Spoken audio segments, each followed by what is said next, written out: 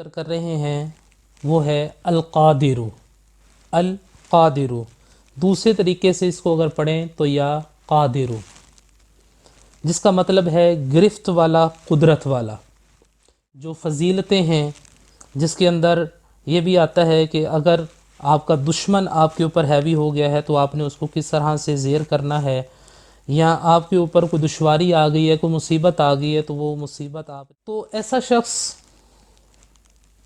जो हक पर हो, ना हक ना हो, ना हक ये अमल नहीं करना, हक पर हो और सिद्के दिल के साथ 2 रकात नमाज नफल अदा करे और फिर पूरी तवज्जो के साथ 100 मरतबा या क़ादिरु पढ़े तो इंशाअल्लाहुल अज़ीज़ उसके दुश्मन ज़लील और रुसवा हो जाएंगे।